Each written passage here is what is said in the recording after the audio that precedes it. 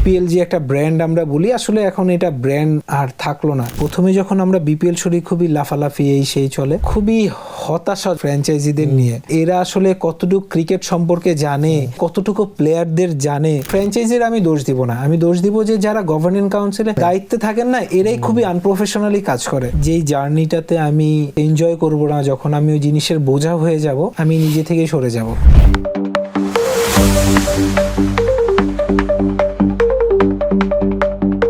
Hello and welcome to another episode of sports weekly by Bongo. আমার নাম মোহাম্মদ ইসলাম, আপনাদের host. আজকে আমাদের সাথে আছে ফর্মার বাংলাদেশ ক্রিকেটার শামসুর রহমান শুভ। শুভ ভাই, welcome to sports weekly by Bongo. Thank you বঙ্গকে। শুভ ভাই, ক্রিকেটার আপনি, তো আপনাকে আজকে ইনভাইট করার কারণটাই হচ্ছে আমরা ক্রিকেট নিয়ে আলাপ আলোচনা করব। বিপিএল অলরেডি শুরু হয়ে গিয়েছে, 12তম এডিশন। খেলা দেখা শুরু করেছেন কিনা, কেমন লাগছে, নতুনত্ব কিছু দেখছেন কিনা? প্রথম বলতে চাই যে বিপিএলটা এই বছর খুব ভালো কম্পিটিশন হচ্ছে প্রত্যেকটা টিমের সাথে। আর স্পেশালি আমি যদি বলি যে রাজশাহীর খেলাটা আমার কাছে খুবই ভালো লেগেছে, যে তারা অনেক গুছানো একটা টিম। প্রথম থেকে প্র্যাকটিস ডে 1 থেকে যখন ওরা প্র্যাকটিস স্টার্ট করে এখন পর্যন্ত ওরা কিন্তু খুবই গুছানো একটা টিম, এবং প্রত্যেকটা খেলা কিন্তু ওরা খুবই প্ল্যান ওয়াইজ খেলেছে, এবং ঢাকা লাস্ট ম্যাচ খেলেছে ওদের এই বিপিএলে।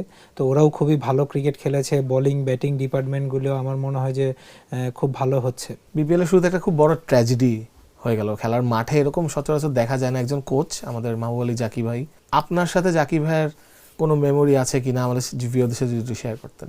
আমি যখনই ওনাকে দেখতাম আমি ওনাকে দেশি বলে ডাকতাম, কারণ উনি আমার কুমিল্লারই কোচ ছিলেন, আমাদের এক্স ক্রিকেটার ছিলেন। উনি খুবই ভালো একটা মানুষ। আসলে খুবই দুঃখজনক যে সারা জীবন ক্রিকেট খেলেছে, সারা জীবন কোচিং করিয়েছে, এবং সেই মাঠের থেকে ওনার শেষ নিঃশ্বাসটা ত্যাগ করেন উনি হার্ট অ্যাটাক করে। ওনার জন্য এবং ওনার পরিবারের জন্য অবশ্যই দোয়া থাকে, আল্লাহ যেন ওনাকে বেহেশত নসিব করেন। আর সেই সাথে বলবো ওনার খুবই ইচ্ছা ছিল এই বিপিএলটা করার, তো এই বছর ওনার সেই অপরচুনিটিটা ছিল। খুবই কষ্ট লাগে যে এরকম একটা মানুষ হঠাৎ করে চলে যাবে, তো এটা আসলে মানার মতন না আর কি। সবাই বিপিএলটা এবার এমন একটা টাইমে হচ্ছে, বাংলাদেশ টিম ওয়ার্ল্ড টি20তে যাবে ফেব্রুয়ারির 8 তারিখ থেকে। বাংলাদেশের মানে প্রথম খেলা, বাংলাদেশের যারা মানে ওয়ার্ল্ড কাপ টিমে থাকবে, ধরে নিতে পারে যে 15 জন থাকবে, তাদের জন্য কতটা গুরুত্বপূর্ণ হবে এই বিপিএলটা? দেখেন, প্রত্যেকটা প্লেয়ারের জন্য ইন্ডিভিজুয়ালি খুবই গুরুত্বপূর্ণ একটা টুর্নামেন্ট, কারণ এরকম একটা টুর্নামেন্টে যেখানে অনেক মিডিয়া ফোকাস থাকে, বাংলাদেশের মানুষ দেখে, টিভি লাইভ টেলিকাস্ট হয়, আর ন্যাশনাল টিমের প্রত্যেকটা প্লেয়ার, বিদেশি ফরেন প্লেয়াররা যারা ভালো প্লেয়ার তারাও আসেন বিপিএলের ম্যাচগুলিতে। তো এরকম ম্যাচে যদি ভালো ক্রিকেট খেলে, স্পেশালি যারা লাস্ট 3-4টা সিরিজ ধরে বাংলাদেশ ন্যাশনাল টিমে কন্টিনিউ খেলছে টি20, ওরা যদি ভালো খেলে তাহলে তো দেখতে অবশ্যই ভালো লাগবে। আর যেহেতু আমি বলবো যে স্পেশালি যে শান্ত এবং ইমন যেভাবে খেলছে, সত্যি কথা খুবই ভালো, যে এটা বাংলাদেশের মানুষরাও চায় যে শান্ত ফর্মে আসুক, ওর চেনা রূপে আসুক। এবং ইমন যে আসলে নাম্বার 4-এ ব্যাটিং করে রান করছে, এটা ভালো দিক। তবে আমি মনে করি যে ও একটু উপরে খেললে আমার মনে হয় যে ভালো। এইবার কি প্রেশারটা একটু বেশি থাকবে যে ওয়ার্ল্ড কাপ সামনে, রান করে যেতে চাবে সবাই এখান থেকে? যদি তারা প্রেশার নেয় তাহলে এটা আমি মনে করব যে আসলে এটা ইয়াং প্লেয়াররা নিতে পারে, যে ওয়ার্ল্ড কাপের মতন একটা স্টেজে আমি যাইতে পারি। লাস্ট সিরিজে যেহেতু ছিলাম, তো এরা না অনেক বছর ধরে খেলছে এবং একসাথে আন্ডার-19 থেকে বা এজ লেভেল থেকে ইন্টারন্যাশনাল ক্রিকেট খেলছে। তো আমার মনে হয় যে এরা এই প্রেশারটা নেওয়ার মতন ছেলেও না। লাস্ট সিরিজ যখন শেষ হলো বাংলাদেশের টি20, তখন লিটন বলেছিল যে হয়তো খুব একটা বেশি চেঞ্জ আমরা দেখবো না ওয়ার্ল্ড কাপ টিমে। আমার মনে হয় লেফট আর্ম স্পিনারের জায়গাটা এখনো একটু নড়বড়ে, আমরা জানি না যে অ্যাকচুয়ালি কে খেলবে। আপনার চোখে কি কেউ আছে যে কোনো বোলার, স্পিনার বা পেস বোলার এবার একটা কিছু করে দেখাতে পারে? আমার প্রথম চোখ থাকবে হচ্ছে রাকিবুলের দিকে, লেফট আর্ম স্পিনার, এবং তানভীর বরিশালের। তো আমার এই দুইটাই স্পিনারের দিকে আমার চোখ থাকবে। আরেকটা প্রশ্ন যেটা আপনি করেছিলেন যে ফাস্ট বোলার, আসলে মেহেদী রানা খুব ভালো বোলিং করছে, দুইটা ম্যাচেও ভালো খেলেছে। বাট আসলে সত্যি কথা বলতে কি, ওয়ার্ল্ড কাপের মতন জায়গায় আমি অবশ্যই বেস্ট পসিবল টিমটাকে আমি দেখতে চাই এবং এক্সপিরিয়েন্স প্লেয়ার দেখতে চাই। আপনি টি20টা কিন্তু নট অনলি যে ইয়াং প্লেয়ার, এটা এক্সপিরিয়েন্স প্লেয়ারদেরও একটা খেলা। লিটন যেই কথাটা আপনি বলেছেন যে লিটন লিটন চাচ্ছে যে Same team, 98% প্লেয়ার Right. যে এই লাস্ট 3-4টা সিরিজ খেলেছে, আমিও তার সাথে একমত যে আচ্ছা। আসলে এরকম একটা বড় টুর্নামেন্টে আপনি খুব বেশি চেঞ্জেরও দরকার নেই, আপনি যাকে নেবেন তার উপর বিশ্বাসটা রাখবেন। আমরা তো এখন বাংলাদেশ টিমের প্লেয়ারদের নিয়ে কথা বললাম। বিপিএল গত কয়েক বছর ধরে ভালো মানে ফরেন প্লেয়ার অ্যাট্রাক্ট করতে পারে না কেন? এটা কি শুধু ওই যে IL T20, SA20, Big Bash এটার কারণে, না বিপিএল এর ব্র্যান্ড কমে গেছে আপনার মনে হয়? ব্র্যান্ড যদি বলেন, আমরা 2019-এর পরে আমাদের ব্র্যান্ড একদম নিচের দিকে। হ্যাঁ, তো আমরা ওই 2019-এর আগ পর্যন্ত আমাদের ব্র্যান্ডটা কিন্তু ওয়ার্ল্ড ক্রিকেটে টপ 3-র মধ্যেই ছিল বিপিএলটা। তারপরে কিন্তু আমরা ওই জায়গাটা আমরা ধরে রাখতে পারিনি। এটা আমি বলবো যে ফ্র্যাঞ্চাইজিরও দোষ না, এটা আমাদের ক্রিকেট বোর্ডেরও অনেক দোষ আছে। যে কোনো টুর্নামেন্ট বাংলাদেশে আপনি দেখবেন যে আমরা খুব শর্ট টাইমের চিন্তা করি, খুব শর্ট টাইমের মধ্যে করে শেষ করতে পারলেই আমরা বাঁচি। তো আমাদের একটা টাইমটা ফিক্সড করা উচিত যে আপনি ডিসেম্বর বা নভেম্বরের শেষের দিকে, তো এই টাইমটা যদি আমরা ফিক্সড করি তাহলে হয়তোবা আমাদের এটা আস্তে আস্তে আরও ব্র্যান্ডের দিকে যাবে। আপনি অনেকগুলো বিপিএল টিমে খেলেছেন, বেস্ট টাইম কোনটা ছিল? কোন ফ্র্যাঞ্চাইজের কথা সবচেয়ে বেশি মনে থাকবে আপনার? একটা হলো কুমিল্লা ভিক্টোরিয়ান্স, একটা হলো রংপুর রাইডার্স। ওই রংপুরের ওইটাকে বলবো যে আমার লাইফের সবচাইতে টার্নিং পয়েন্ট ছিল।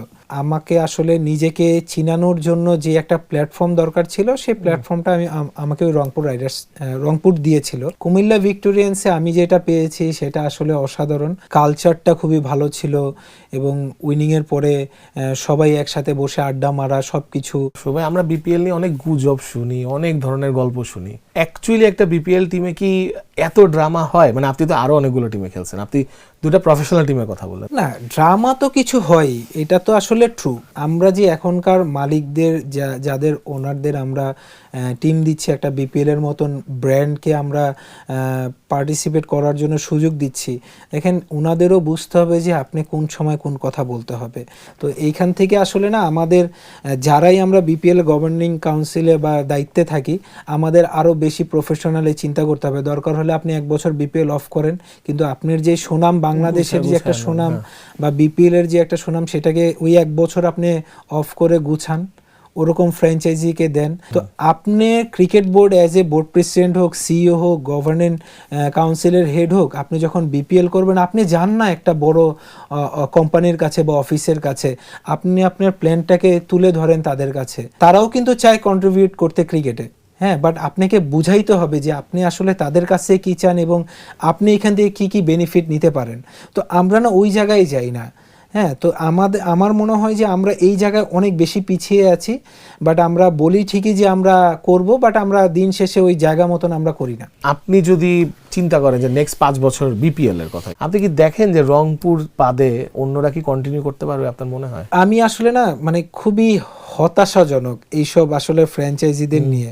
হ্যাঁ, যে এরা আসলে কতটুকু ক্রিকেট সম্পর্কে জানে, হ্যাঁ, এরা আসলে কতটুকু প্লেয়ারদের জানে। হ্যাঁ, আমার আসলে হাসি লাগে কি জানেন, যখন অকশন হয় বা এই যে বিটিং হয় প্লেয়ারদের, যে কে কোন টিমে নিচ্ছে, এটা খুবই হাস্যকর লাগে। কারণ কি, একটা ওনার জানেই না যে এই ছেলেটা কি করে। হ্যাঁ, আবার আপনি যে প্রাপ্য টিম পাওয়ার জন্য বা খেলার যোগ্যতা রাখে বিপিএল এর মতন জায়গায়, সে টিম পাচ্ছে না, এমন একটা প্লেয়ার ডাকতেছে, পিছনে যারা টেবিলে বসা থাকে অন্যান্য ফ্র্যাঞ্চাইজি সবাই হাসি। হ্যাঁ, তো এরকম ঘটনা কিন্তু সব সময় ঘটে। তো এটা আসলে খুবই দুঃখজনক। 1-2টা ফ্র্যাঞ্চাইজি ছাড়া আসলে সত্যি কথা কি, আমি এই রাজশাহীকে দেখছি। হ্যাঁ, রাইট। হ্যাঁ, বেশ প্রফেশনাল। হ্যাঁ, খুবই প্রফেশনাল ওয়েতে ওরা কিন্তু প্র্যাকটিসের ডে 1 থেকে এখন পর্যন্ত খুবই প্রফেশনাল দেখাচ্ছে ওদের। হ্যাঁ, তো এই একটা টিম। আর রংপুর রাইডার্স তো এটা তো সবসময় এটা বিপিএল এর একটা ব্র্যান্ড। রিসেন্টলি আপনি রিটায়ার করেছেন, কি চিন্তা করে রিটায়ার করলেন, কেন করলেন, মানে এটা যদি আমাদের সাথে শেয়ার করতেন। আমি সবসময় বলেছি যে আমি যেই জার্নিটাতে আমি নিজে থেকেই ডিসাইড করেছি যে আমি এই জার্নিটা করব, ওই জার্নিতে যখন আমার টায়ার্ডনেস চলে আসবে, যখন আমি ওই জিনিসটা এনজয় করব না, যখন আমি ওই জিনিসের বোঝা হয়ে যাব, আমি নিজে থেকেই সরে যাব। তো আমি এটা সব জায়গায় বলেছি। আমার এই জিনিসগুলি না লাস্ট কয়েক বছর ধরে আমার হয়ে আসছিল। তো আমি এই জিনিসগুলো নিতে পারছিলাম না। আমার জার্নিটাও কখনো হেলদিও ছিল না। খুবই কষ্ট করে আমি এই 23 বছর প্রিমিয়ার লিগ এবং 20 বছর ফার্স্ট ক্লাস ক্রিকেট, তো এই 23 বছরে আমার জার্নিটা মনে করি যে আমি খুবই কষ্ট করে, খুবই ডেডিকেশন দিয়ে এবং নিজের চেষ্টায় আমি এত দূর এসেছি। আল্লাহকে অসংখ্য ধন্যবাদ যে আল্লাহ আমাকে এরকম একটা কেরিয়ার করতে সাহায্য করেছে এবং আমি মাঠ থেকে রিটায়ার করেছি আলহামদুলিল্লাহ। 6টা টেস্ট, 9টা টি20 এবং 12টা ওডিআই, শর্ট একটা ইন্টারন্যাশনাল ক্রিকেট। তবে 2টা ইনিংস নিয়ে আর কি আমরা কথা বলতে চাচ্ছি, আমি স্পেশালি কথা বলতে চাচ্ছি। একটা শ্রীলঙ্কার সাথে সেঞ্চুরি, টেস্ট ক্রিকেট একটা সেঞ্চুরি ছিল, বাংলাদেশ ম্যাচটা ড্র করেছিল আমার যতটুকু মনে আছে, চিটাগাংয়ে সেঞ্চুরিটা। ওইটার মানে মেমোরিটা কীরকম, এবং তার সাথে যদি বলতেন যে ওই টেস্টে আমার যতটুকু মনে আছে যে বাংলাদেশ খুব কষ্ট করে ড্র করতে হয়েছিল ওই ম্যাচটা, তো ওইটার একটা যদি আমাদেরকে একটু শেয়ার করতেন। প্রথম দিন যখন ওই টেস্টে আমার মনে আছে যে আমি অনেকক্ষণ কিপিং করেছিলাম, তারপরে আমাকে একটা মুশফিকের ফ্র্যাকচার হয়েছিল ফিঙ্গারে, তো ওই পুরো টেস্টেও কিপিং করতে পারেনি।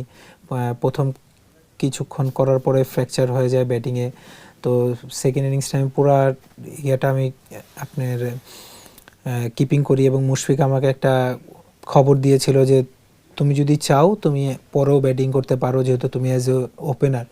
তো আমি চিন্তা করেছি যে না, আমি তো ঠিকই আছি, তো আমি আবার মেসেজটা দিই যে না আমি ওপেনিংয়ে নামবো। তো অনেকক্ষণ 100 ওভারের উপরে কিপিং করে ব্যাটিং করা, এবং তার মধ্যে আপনার ফার্স্ট উইকেট পড়ে যায়, তারপরে পরের দিন আবার আসি এবং আমি এবং ইমরুলের প্রায় 225 রানের একটা পার্টনারশিপ হয়। কখনোই চিন্তা করিনি যে 100 মারবো বা কি হবে না হবে, চিন্তা একটাই ছিল, এটা আমার পার্সোনালি, আমি জানি না ইমরুলের কি ছিল, বাট আমার ছিল যে আমি কন্ট্রিবিউট করব। রাইট, হ্যাঁ, আমি টেস্টটাকে ড্র করব না জিতাবো, এত কিছু আসলে ওই সময়টা মাথায় থাকে না। হ্যাঁ, তো আমার ইচ্ছাই ছিল যে আমি কন্ট্রিবিউট করব, যতটুকু আমার স্কিল আছে, যতটুকু আমার মেধা আছে আমি ওইটা শো করব। কারণ এই জার্নিতে আমি খুব ইজিলি আমি পাইনি, এটাকে আমার অনেক কষ্ট করে আর্ন করতে হয়েছে।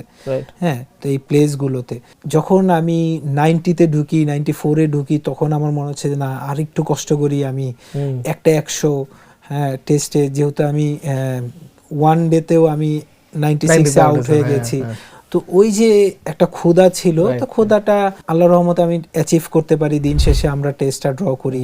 আমার test career, one day career আল্লাহর রহমতে খারাপ না অ্যাজ এ ইয়াং প্লেয়ার হিসেবে। ওই দিনগুলো না মনে পড়লে আসলেই খুবই মানে নিজেকে খুবই ভাল লাগে যে আমি বাংলাদেশের পরে 3টা ফরম্যাট খেলার সেই অপরচুনিটি পেয়েছি, যেটা অন্য সবাই পায়নি বা অন্য সবার সেই সুযোগটা হয়নি। সবাই আমি জাস্ট আরেকটা ইনিংস নিয়ে জানতে চাচ্ছি, ওই যে ফতুল্লাহ 96 নিউজিল্যান্ডের সাথে match winning knock 300 run chase করলো, এবং আমি খেলাটা কভার করেছি। আমার জাস্ট একটা কথা সবসময় মনে থাকে যে অন্ধকার হয়ে আসছিল, আপনার মনে আছে কিনা? ওইটা ডিফিকাল্ট চেস ছিল একটা বাংলাদেশের জন্য, 300+ চেস ইউজুয়ালি বাংলাদেশ তখন, আর মনে হয় ফার্স্ট বার বা সেকেন্ড বার, ওটা সেকেন্ড বার। ওই ইনিংসটা সম্পর্কে একটু বলেন যে ওইটার চ্যালেঞ্জটা কি ছিল? তার আগের দিন আমরা দুপুরে প্র্যাকটিস করি, তো ড্রেসিং রুমে যখন প্র্যাকটিস শেষ করে আসছি, তখন কি জানি বলতেছিল যে আমার পার্টনার হবে জিয়া ভাই, ঠিক আছে। তা বললাম যে ঠিক আছে, 2 ভাই মিলে শুরু করব ইনিংস, ভালো। তো খুবই আনফরচুনেট যে তামিম অসুস্থ ছিল, ওই সিরিজটা খেলতে পারেনি। যখন জিয়া ভাই আমি নামি, 305 রান হয়, 306 টার্গেট না 305 টার্গেট এরকম। তো প্রথম ওভার মেডেন, আমি ফার্স্ট বলে স্ট্রাইকে ছিলাম। তো যখন মেডেন হয়, আমি তো পুরো স্টেডিয়াম প্যাক, আমি মনে মনে বলতেছি যে শুভ কি করলি প্রথমবার, আর এরকম আরেক 2-3 বল গেলে রান না হলে দর্শক গালি দিবে, মানে আমি আমাকে বলতেছিলাম। বাট আমি জিয়া ভাইকে ওরকম বলতেছিলাম, আমি জিয়া ভাইকে বলতে, জিয়া ভাই সুন্দর উইকেট আছে, যে কোনো একজন শুরু করলে খেলা কিন্তু শুরু হয়ে যাবে, ঠিক আছে, গেম অন হয়ে যাবে। তো জিয়া ভাই ফার্স্ট বল 4, সেকেন্ড বল 2, ঠিক আছে। যখন উনি স্টার্ট দেয় না, তখন মাইলস যখন আবার বোলিংয়ে আসলো, ওই ওভারে আমি আমার মানে মোমেন্টামটা আমি পাই, একটা 6, একটা 4 আর একটা 2 রান মনে হয় আমি নেই। তো ওই যে মোমেন্টামটা আমি ধরে ফেলি এবং পুরা খেলাটাকে আমি ওই মোমেন্টামের উপরে নেই। আর এই মানুষজন দেখা হইলে, ভাই আপনি ওই 96টা কেন 100 করলেন না? তো দেখেন, আমি না কখনোই না আমার নিজের ব্যক্তিগত পারফরমেন্সের জন্য আমি কখনো ক্রিকেট খেলিনি। হ্যাঁ, আমি যদি ব্যক্তিগত পারফরমেন্সের জন্য ক্রিকেট খেলতাম, তাহলে আমি আরও অনেক ইন্টারন্যাশনাল ক্রিকেট খেলতে পারতাম বা আরও অনেক সুযোগ হতো, যেটা অন্যান্য প্লেয়াররা করে। হ্যাঁ, বাট আমি সব সময় না, আমি টিমের জন্য খেলেছি। হ্যাঁ, তো কেউ বলতে পারবে না যে আমি ইন্ডিভিজুয়াল প্লেয়ার, আমি কিন্তু টিম প্লেয়ার। তো আমি যখন এটা করতে পেরেছি তখন আমার কাছে মনে হয়েছে যে দেখেন এটা আপনাকে অনেক হ্যাপি দিবে, যে টিম প্লেয়ার কিন্তু সহজে আপনি বলবেন না কাউকে, বাট ইন্ডিভিজুয়াল প্লেয়ার কিন্তু আপনি অনেক অসংখ্য বলবেন। তো এই কারণে আমি বলবো যে ওই যে একটা মনে মনে চিন্তা করাটা, ওইটা আমার আজীবন মনে থাকবে।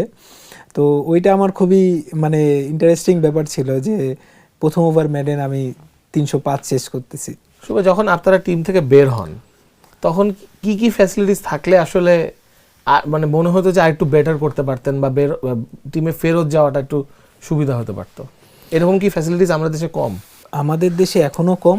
আমাদের দেশের চিন্তা ভাবনাটা অনেক এখন পর্যন্ত ওই লেভেলে গ্রো করে নাই। আমরা যখন ইন্টারন্যাশনাল ক্রিকেট খেলেছি, খেলার পরে বাদ গিয়েছে, দেখেন কেউ কিন্তু একবার ঢুকে সবাই সাকিব আল হাসান, তামিম ইকবাল, মুশফিকুর রহিমও বাদ পড়েছে।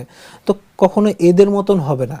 হ্যাঁ, আপনাকে স্ট্রাগল করে কেউ আপনাকে জায়গা বানিয়ে দিবে না, আপনাকে কষ্ট করে নিতে হবে।